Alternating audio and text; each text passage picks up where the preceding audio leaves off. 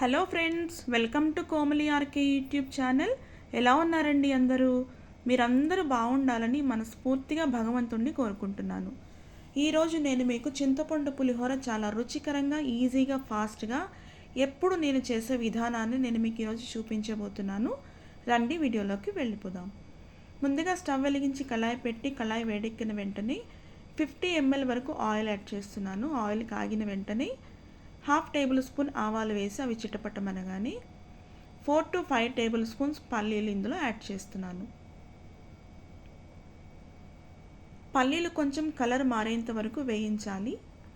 ఇవి కలర్ మారిన తర్వాత 1 టేబుల్ స్పూన్ పచ్చిశనగపప్పు, 1 టేబుల్ స్పూన్ మినపగుళ్ళు ఇందులో యాడ్ చేస్తున్నాను. ఈ పల్లీలు, పచ్చిశనగపప్పు, మినపగుళ్ళు దోరగా వేగిన తర్వాత ఇందులో పచ్చిమిర్చి ముక్కలు, ఎండుమిర్చి ముక్కలు, ఫ్రెష్ కరివేపాకు, అలాగే 1/2 ఇంచి అల్లం, పచ్చి అల్లం తీసుకుని సన్నగా తరిగి ఇందులో వేసేసాను.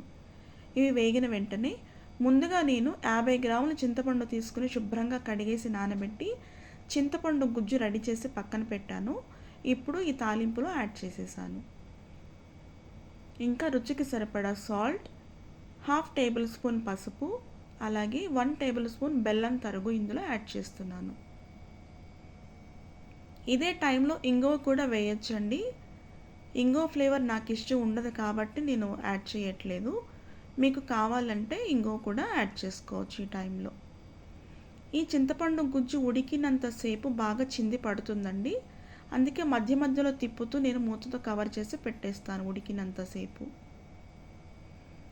ఈ గ్రేవీ మొత్తం చక్కగా ఉడికిపోయింది అని ఎలా తెలుస్తుంది అంటే, ఏదైతే గిన్నెలో వండుతున్నామో ఆ గిన్నెకి అడుగంటకుండా నూనె మొత్తం ఇలా గ్రేవీ నుంచి సపరేట్ అయిపోతుంది.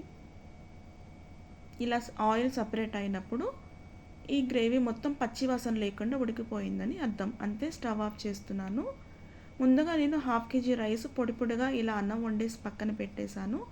కొంచెం చల్లారిన తర్వాత ఇలా పొడి పొడిగా చేశాను చేత్తో.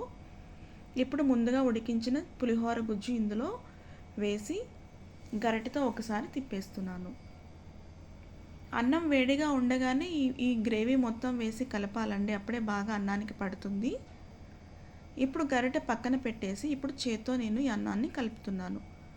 మెతుకులు విరగకుండా ఈ గుజ్జు మొత్తం, చింతపండు పులుపు మొత్తం అంతా అన్నానికి పట్టేలాగా మొత్తం కలిపేయాలి. ఈ టైంలోనే ఉప్పు చూసుకుని ఒకవేళ ఉప్పు తక్కువైతే కూడా యాడ్ చేయొచ్చు. అంతేనండి.